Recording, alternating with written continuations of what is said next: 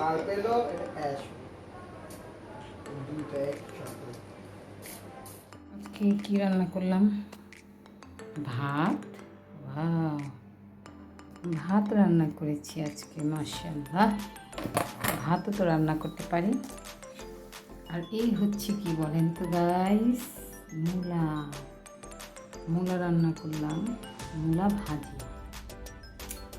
দেখেন মূলা ভাজিটা হচ্ছে ধনিয়া পাতা দিয়েছি আর সামান্য পরিমাণ হলুদ দিয়েছি, কারণ ওর সাদা চেহারা ভালো লাগে না। সাদা ভ্যাটকানো ভ্যাটকানো খাবার কারোই ভালো লাগে না। একটু হলুদ দিয়ে দেখুন কি সুন্দর করে ফেললাম। এখন খাবো গরম ভাতের সাথে মূলা, আর সাথে কি আছে, মূলা ভাজির সাথে আছে হলো নোলা মাছ, বেগুন আলু দিয়ে।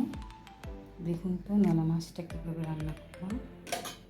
এই যে দেখুন, বেগুন আলু দিয়ে নোলা মাছটা রান্না করলাম। তো মূলা ভাজির সাথে বেগুন আলু তরকারি নোলা মাছ দিয়ে খাবো দুম দাবাক্কে।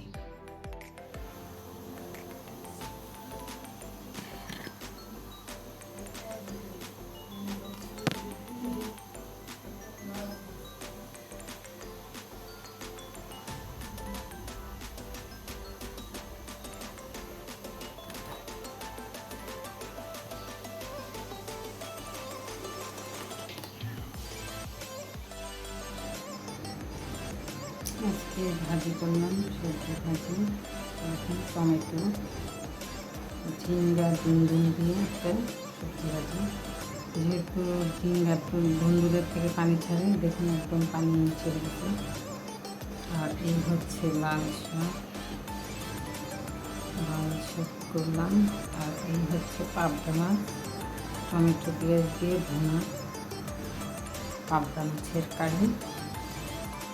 তো আজকে, আর এই যে এটা দেখতে পাচ্ছেন, এটা সর্ষে শাক। সর্ষে শাক দিয়ে কিন্তু মানে রোদে কাঁচাই খাওয়া যায় ভাতের সাথে, সালাদের মতো।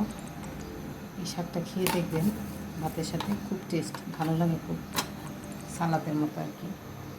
তো যাই হোক, আজকে এই রান্নাবান্না, লাল শাক, পাবদা মাছ, দু পেঁয়াজা, আর ধুন্দুল চিচিঙ্গা ভাজি, সাথে আছে সাদা ভাত, টকটকা সাদা ভাত।